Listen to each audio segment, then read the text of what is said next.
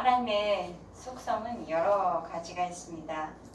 하나님이신 그 예수님의 삶과 태도에서 하나님이 어떤 분이신가가 잘 나타나 있습니다. 오늘 우리가 함께 만나기 원하는 예수님은 우리를 불쌍히 여기시는 긍휼의 주님이십니다. 또 자비의 주님이십니다. 고생하면서 기진한 그런 인생 누가 돌보아 주겠습니까?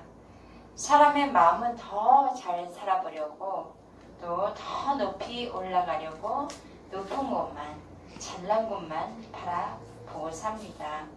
그러다 보니 무엇을 위해 살아야 하는지 어디에서부터 내가 와서 어디로 가며 또 어떤 존재인지를 모르고 다람쥐 쳇바퀴 돌듯이 그냥 고생하면서 기진하면서 살아가는 것이 우리들의 인생이라고 할 수 있습니다.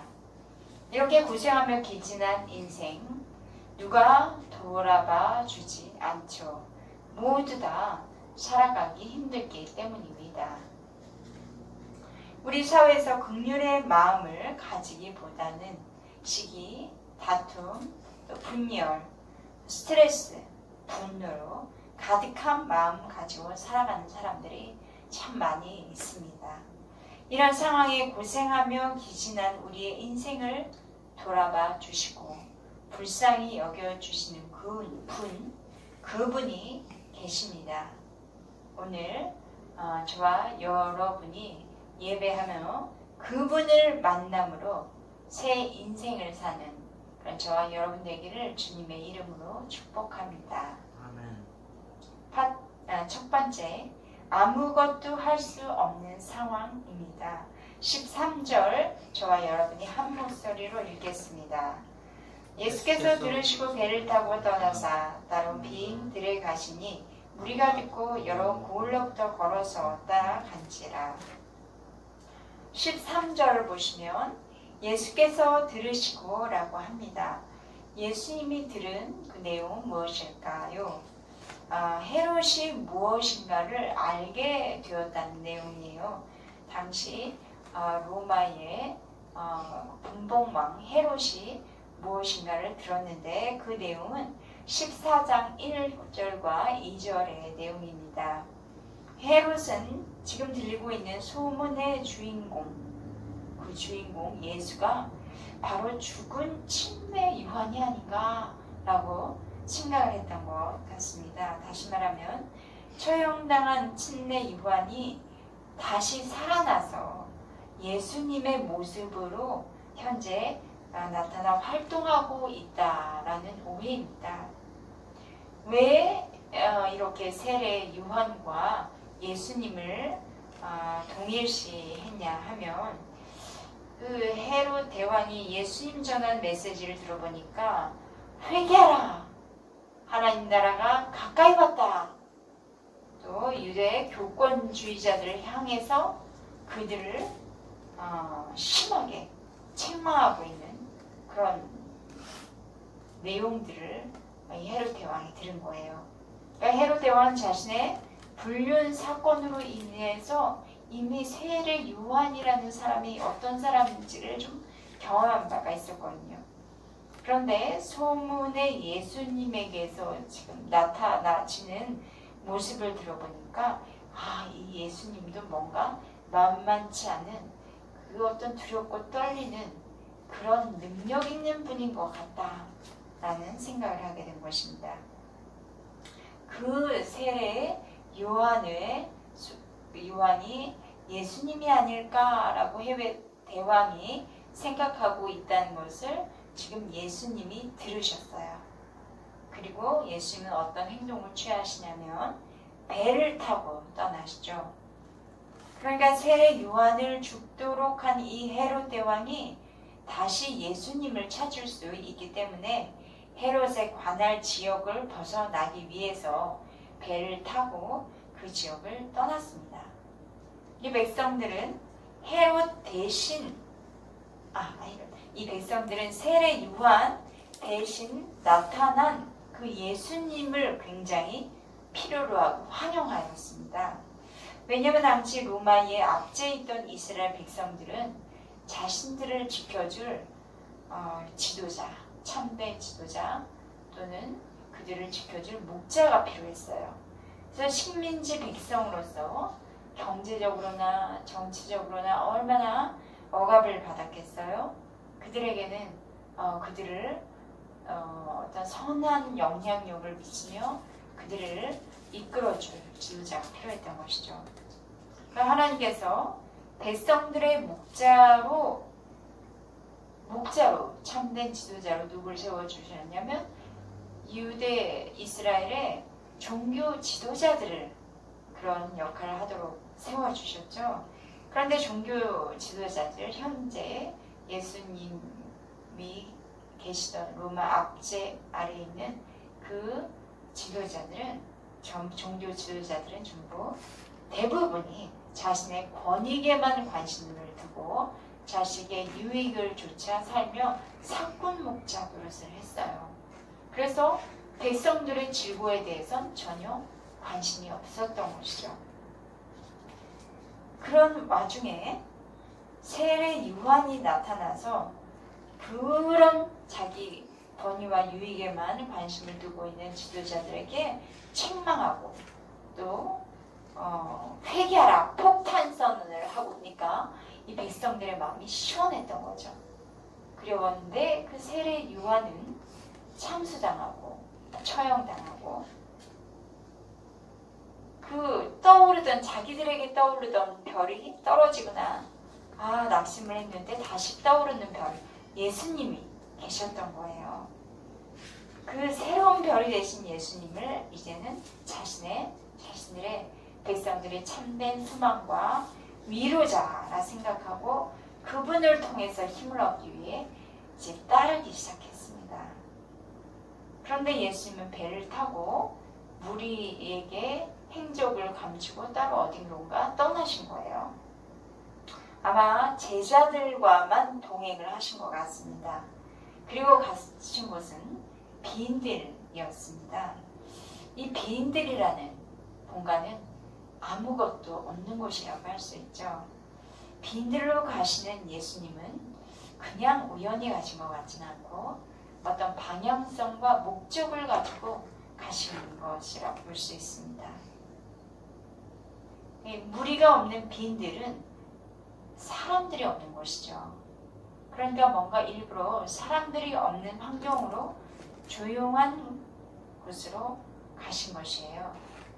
이때부터 예수님의 사역의 그 방향성이 무리 사역보다는 이제는 예수님의 제자 중심의 사역으로 바뀌기 시작합니다. 무리는 그런데도 이 예수님을 찾아와요. 따라와요. 그래서 여러 마을에서 여러 도시에서부터 예수님이 계시는 곳으로 찾아옵니다. 당시에 예수님을 따라 여러 도시에서부터 무리들이 찾아올 정도면 예수님은 정말 많은 유대인들에게 꼭 필요한 그런 사람, 꼭 필요한 인물이었던 것 같습니다. 그럼 오늘을 사는 우리들은 그 예수님이 꼭 필요한 분이실까요? 우리나라 환경, 또 나의 일터, 나의 가족, 또 우리들에게 예수님은 꼭 필요한 분이실까요?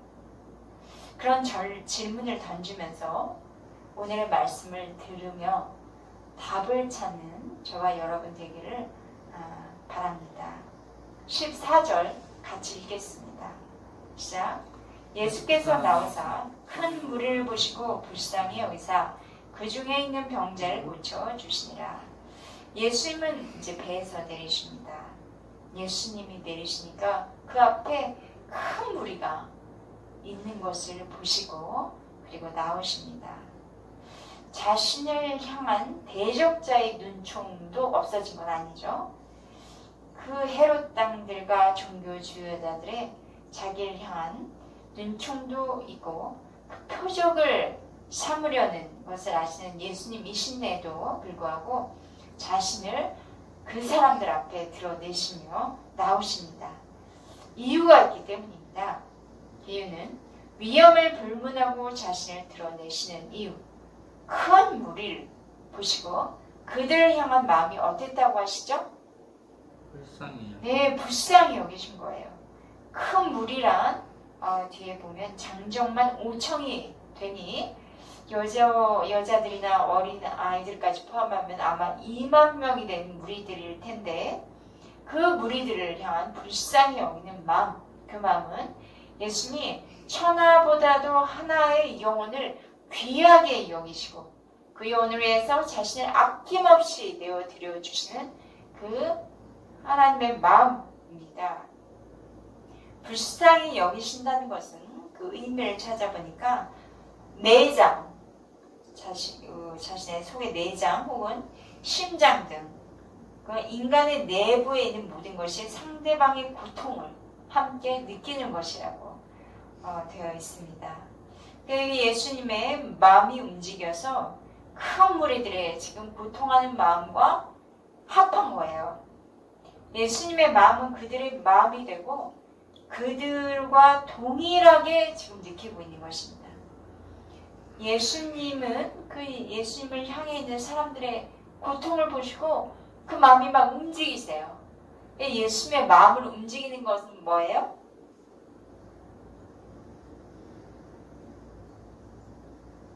예수님의 마음이 움직이는 것은 우리들의 예수님을 향한 마음이 고통하고 있을 때, 예수님을 향하고 있는데 그 향한 이들의 마음이 고통하고 있을 때 예수님의 마음이 움직여지는 것입니다.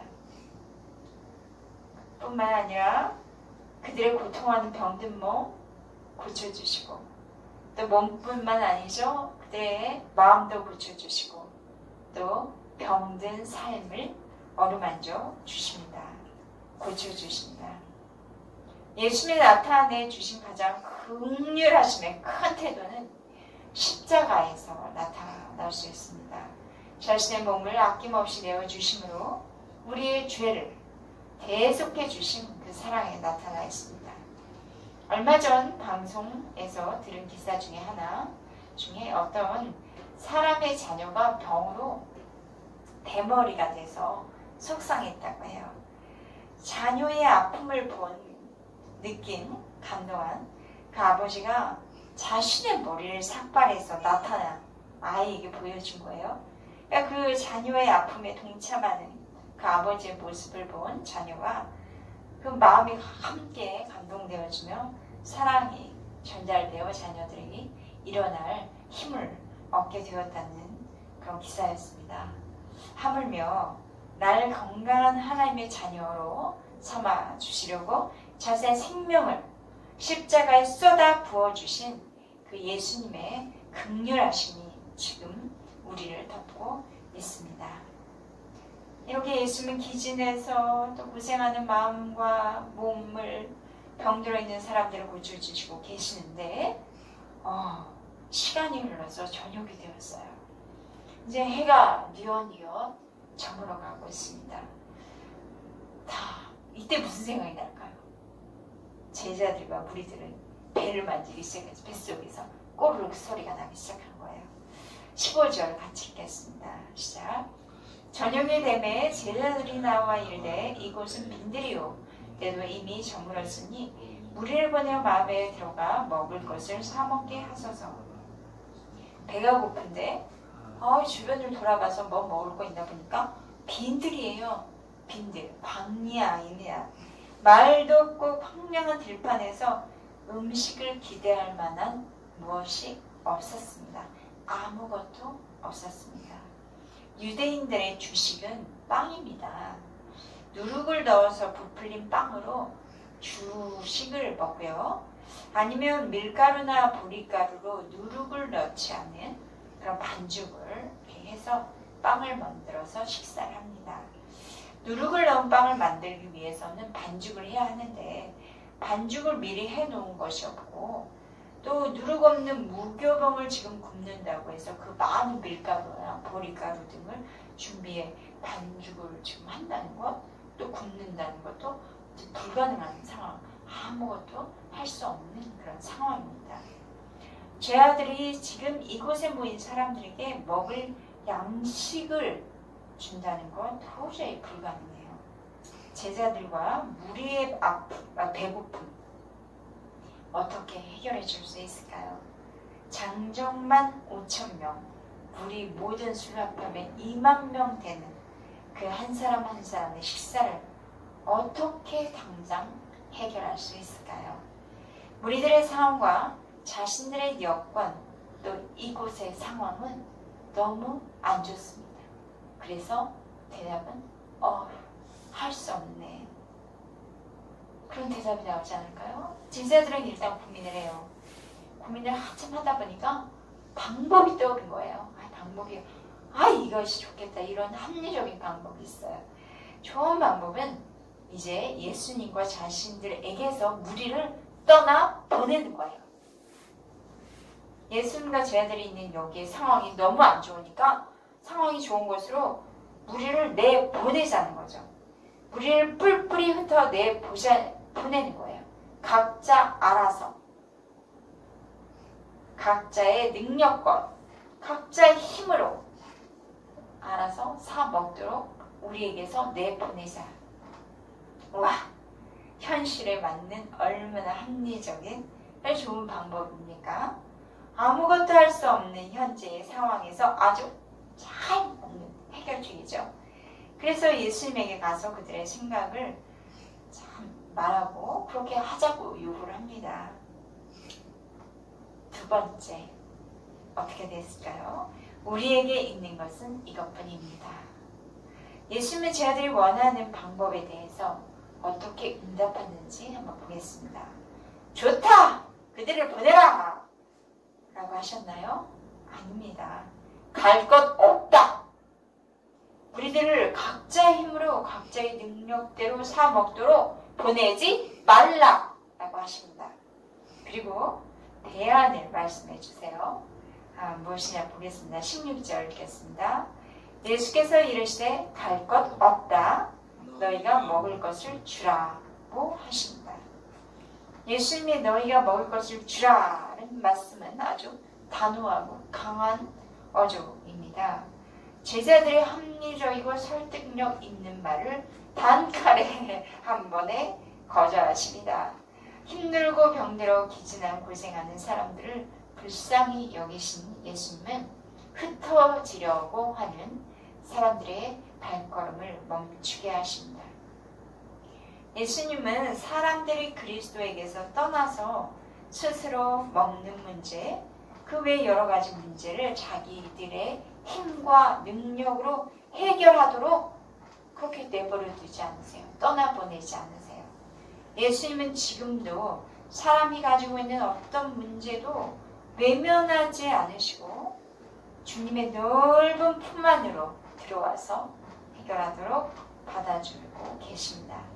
그러므로 예수님은 우리 인생에서 선택, 필요할 수도 있고 안 필요할 수도 있는 분이 아니라 꼭 필요하신 구세주가 되십니다.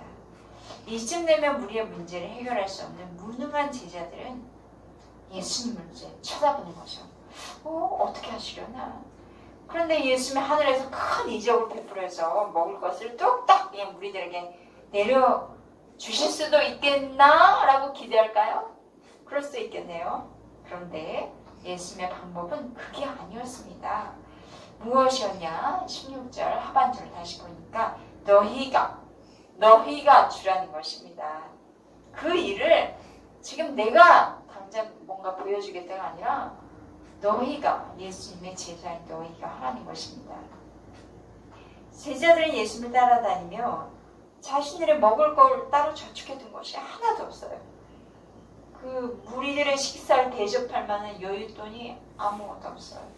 제자들이 무엇인가를 가지고 있다는 생각으로 예수님이 지금 이렇게 황당한 명령을 하실 리는 없겠죠. 그런데 왜 이런 명령을 하실까요? 먹을 것이 많이 필요하니까 그냥 다 준비하고 오라고 하신 것도 아니죠. 다만 너희가 먹을 것을 주라 라고 명하십니다. 두 가지 볼 수 있어요. 첫째는 너희가에 해답이 있습니다. 둘째는 주라의 해답이 있습니다. 너희가란 제자들이 무리들과 무관한 상관이 없는 존재가 아니라는 거예요. 예수님을 따르는 제자들도 먼저 예수님처럼 무리를 향한 긍휼의 마음을 갖기를 바라줘요. 그리고 그들의 육적인 양식의 부족함을 제자들이 지금 느끼고 있는 것처럼 그 무리들에게는 육신의 양식만 필요한 존재가 아니라 영적 양식, 하나님 나라의 말씀을 전할 자들로 세워지길 바라시는 거예요. 예수님은 제자들에게 사명을 주시거든요. 십자가에 죽으시고 부활하신 예수님은 이 예수님을 그동안 잘 배우고 따랐던 제자들에게 사명을 주시는 그 사명은 바로 지금 우리 교회들이 받은 사명이기도 합니다. 세상에 굶주리고 기진하여 고생하는 영혼들에게, 죄로 사망의 권세로 고통하는 영혼들에게 그리스도 생명의 주님을 전해 주어야 할 책임이 있습니다. 두 번째, 주라의 해답이 있는데, 주는 것은 바로 능력이 있는 자만 주죠. 뭔가 줄 수 있는 힘은 능력이 있어야 주지 않습니까? 그 제자들이 사명을 감당하려면 능력이 있어야 돼요. 그 사명을 감당할 수 있는 능력이 자기 스스로 사람에게서부터 나오는 것, 그 능력이 아닌 그런 능력으로는 한계가 있죠. 하나님이 주신 사명이니까 하나님의 능력으로 감당할 수 있는 것입니다. 그것은 바로 하나님의 아들 예수님에게서 나옵니다. 제자들은 사명 감당을 위해서 자신의 힘과 이성을 쓰지 않습니다. 예수님을 의지하는 신앙으로 하는 것입니다. 이 사명 감당하는 것은 예수님에게 얼마만큼 순종하는가에 대한 신앙으로 할 수가 있어요. 예수님을 향한 순종 없이는 이 하나님이 주신 사명을 감당할 수가 없어요. 예수님이 이루시기 원하는 것은 예수님께 자신이 먼저 순종함으로, 그런 신앙으로 많은 무리들을, 하나님 나라 복음을 전파하는데 나의 능력을 받을 수 있는 것입니다. 여기서 우리는 예수님이 교회에게 주시는 말씀을 들어야 합니다. 예수님이 원하시는 것은 교회가 사람들을 먹이는 것이고, 또 이 부활하신 예수님은 예수님을 그리스도라 고백한 베드로, 또 부활을 경험한 베드로에게 내 양을 먹이라 라는 말씀을 주신 것이 바로 사명을 주신 것입니다. 이렇게 생명의 양식을 먹이는 것뿐만 아니라 우리 교회는 물질적으로도 사람들에게 나눔을 실천해야 되는 그런 생명 공동체입니다. 그런데 성도들이 이 교회가 재정이 풍부하기 때문에 주는 것은 아니라 주님의 명령에 순종하기 때문에 줄 수 있는 거예요. 주님의 명령에 순종하면 그 능력을 하나님께서 주셔요. 그러니까 먼저 순종이 시작될 때 능력은 따라온다는 거죠. 예수님을 향해서 우리는 늘 이렇게 고백해요. 예수님, 우리가 가진 것 없어요. 우리가 가진 건 오병이어 뿐이에요. 그런데 예수님은 그것을 가져오라 말씀하십니다. 가져와서 나누라 말씀하십니다. 제자들은 자신을 통해 일하기 원하신 예수님의 뜻에 순종을 하죠. 자신에게 있는 것을 적극적으로 찾아봅니다. 뭐 없는 것을 여기서 빌려오는 것이 아니라 내게 있는 것, 그것을 찾아봅니다. 그래서 제자들과 함께 있는 무리들 가운데에서도 아마 무엇인가 찾아볼 수 있겠죠. 17절 상반절 17절 읽겠습니다. 시작. 제일 이르되 여기 우리에게 있는 것은 떡 5개와 물고기 2마리 뿐이니이다. 찾아보니 떡 5개, 물고기 2마리. 이 정도의 분량, 한 사람이나 두 사람 식사거리 정도밖에 되지 않죠. 굶주리고 기진한 많은 사람들에게 나눠주려고 보니 온매 턱없이 부족하네. 우리들의 계산법과 합리 이런 건 맞지 않지만 예수님의 발 앞에 그럴 것들 내려놓습니다. 우리에게 있는 거 이것뿐이라도 예수님의 발 앞에 내어드린 것이죠. 대단한 것 드리고 싶었겠지만 있는 모습 그대로 내어드린 거예요. 참 무능해 보이기도 하고 2만 명 앞에 무능해 보이기도 하고 이야 이것으로 뭘 하겠나 하면서 사람들이 비난하지 않을까라는 그런 염려도 들 수 있고 야 우리의 모습이 이거밖에 안 되구나 그런 약한 자신의 모습을 발견할 수도 있겠습니다. 아무것도 할 수 없는 우리는 무력하지만 예수님의 뜻을 알기에 예수님께 그 말씀에 순종하는 그런 이들이 되올 때 하나님께서 하실 일이 있을 것입니다. 그래서 우리도 우리 예본교회 성도님들 있는 모습 그대로 예수님께 드려질 때에 주께서 하시는 그 놀라운 일을 경험하는 저와 여러분 되기를 주의 이름으로 축복합니다. 세 번째, 예수님이 축사하시면 기적이 일어납니다. 참, 이 부끄러운 거 약한 거 오병이요. 참 별 볼 일 없는 것을 예수님 앞에 내어드리는 모습. 어떻게 보면 우리 인생에 보잘것없는 그런 모습이에요.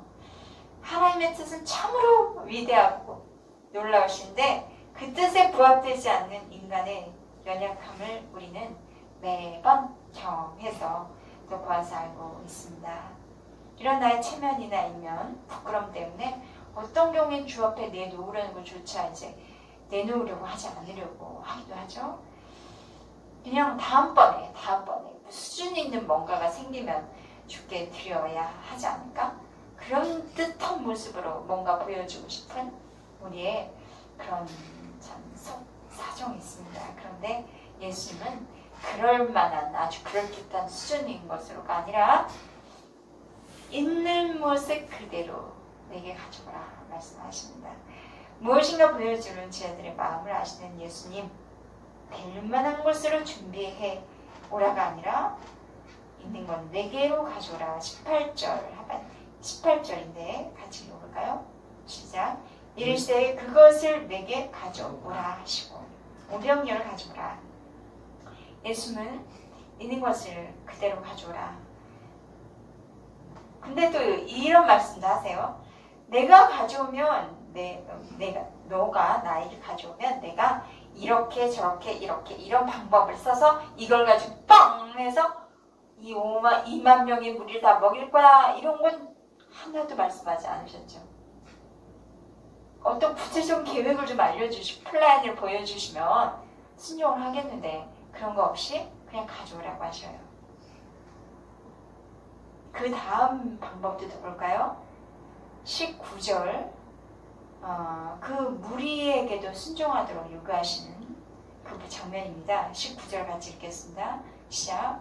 무리를 명하여 잔디 위에 앉으시고 떡 5개와 물고기 2마리를 가지사 하늘을 우러러 축사하시고 떡을 떼어 제자들에게 주심에 제자들이 무리에게 주니 그 제자들은 예수님의 말씀, 그러니까 예수님은 지금 무리들도 바닥에 여기 잔디 위에 앉혀라 라고 하신 말씀대로 또 서 있는 그 많은 오병이어 앞에 무리들을 앉히는 것도 쉽지 않은 순종이에요.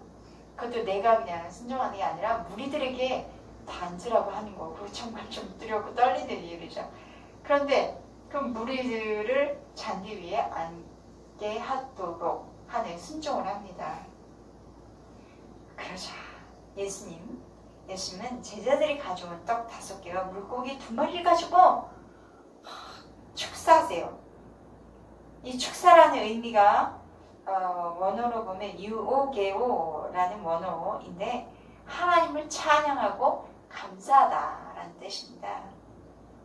주어진 것을 감사하며 이 모든 것에 주관자 하나님을 지금 찬양하고 있는 거예요. 주가 일하실까요?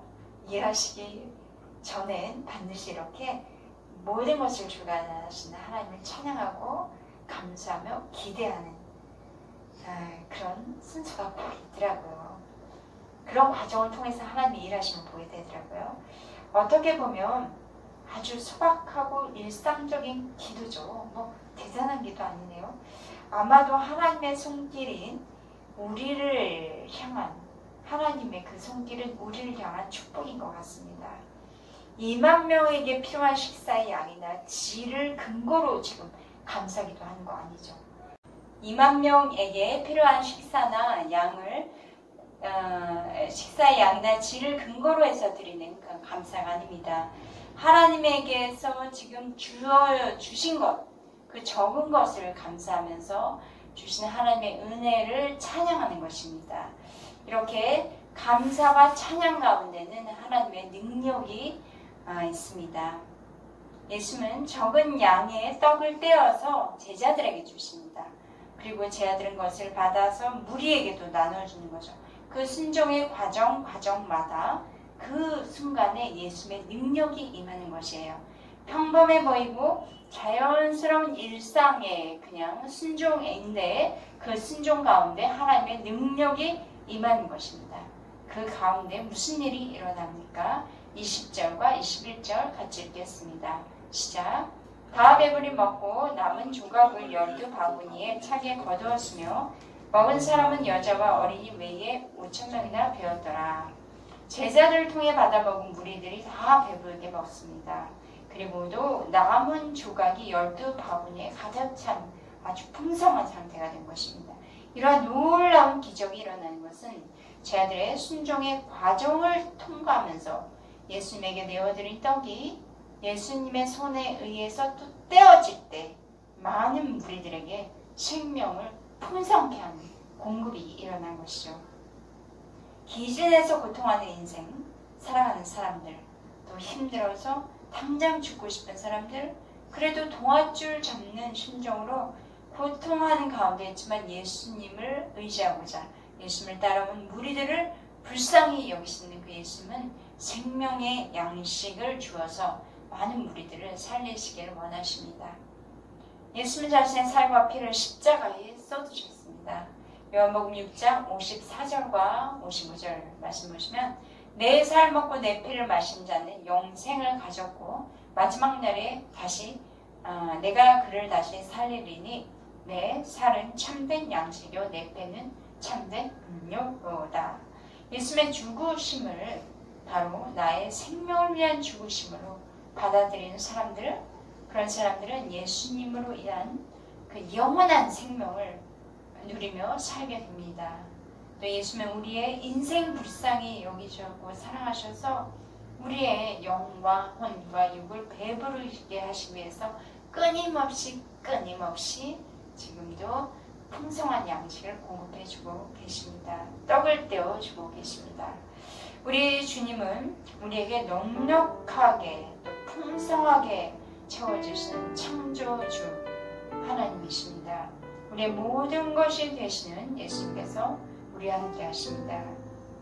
우리에게 이것밖에 없지만 보잘것 없지만 이것을 순종하여 예수님께 내어드릴 때 예수님께서는 축사하시고 기적을 베푸셔서 우리 예수님의 사랑과 긍휼을 경험케 하실 것입니다. 그 사랑과 능력을 경험하는 저와 여러분 되시기를 주의 이름으로 축복합니다. 기도하겠습니다. 사랑의 하나님 감사합니다. 하나님께서 우리에게 이렇게 불쌍히 여기시는 하나님께서 우리와 함께 하셔서 우리를 위해서 자신의 생명을 아낌없이 내어주고 계신 것을 알게 되었습니다. 하나님, 저희들이 가진 것이 없지만 부자일 것이 없지만 있는 것을 주님의 말씀에 순종하여서 내어드릴 때 주님께서는 많은 무리들, 많은 영혼들을 생명을 풍성케 하고 넉넉케 하는데 우리 주님 저희들을 사용하실 것을 믿습니다. 우리가 그 하나님의 긍휼히 여기시는 그 사랑과 능력을 경험하는 저희들 되게 하여 주옵소서. 예수님의 이름으로 기도했습니다.